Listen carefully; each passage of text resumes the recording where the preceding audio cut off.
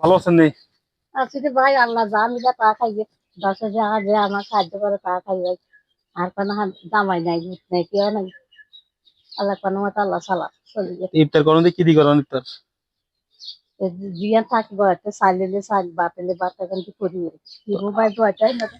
তো আপনার এই যে বাচ্চা চাইল যেগুলা, এগুলা কোথা থেকে মানে সংগ্রহ করে, বাচ্চা চাইল কোথা থেকে আসে? আপনার ইনকাম করেন কি? মানুষের দাঁড়াতে পা হয়তো এই যে রোজাতে 2-3টা গেছে, কি দিয়ে ইফতার করছিলেন? বুঝছি, আল্লাহ বালাই করছে, কি একটা এতটা দিছি। তারপরে ইয়ার দশ মেরা দিছে, সুলতান মেরা দিছি, একটা বাইকারি দিয়ে ও, 12 মাসে যাতে পারে।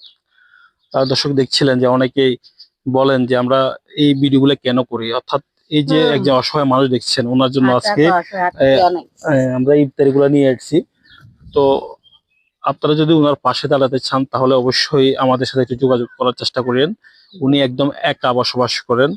আপনার ওনার সাথে ওনার ছেলে মেয়ে। আমার আমার জায়গাটা ভাঙ্গির বোঝা, আমি কি থাকতে পারতাম না। এইবার এই নিজেরটা ভাঙ্গির বোঝা, একা তো নাই আমরা। আপনারা তো ঘরটি দেখছেন, এই ঘরে হ্যাঁ, তিনি একদম একা বসবাস করেন। ঘরটি একদম ভাঙার মতো উপক্রম, আপনাদেরকে একটু যদি দেখাই।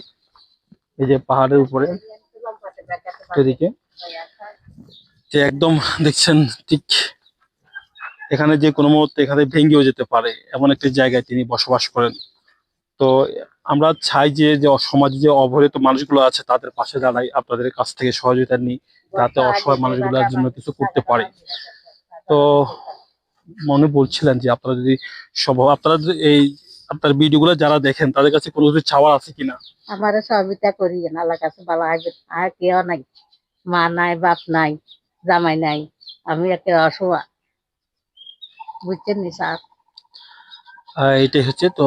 যেসব বিদায় নিচ্ছি এখান থেকে, সকলে ভালো থাকবেন, পারলে ওনার জন্য একটু সহযোগিতা পাঠাবেন সেই প্রত্যাশা নিয়ে আসছি। তো আমরা মানব কল্যাণ ফাউন্ডেশন থেকে কিছু ইত্যাদি নিয়ে আসছি, হ্যাঁ, জি, এগুলো একটু রাখেন, হ্যাঁ। জি। আচ্ছা, ঠিক আছে, ভালো থাকেন।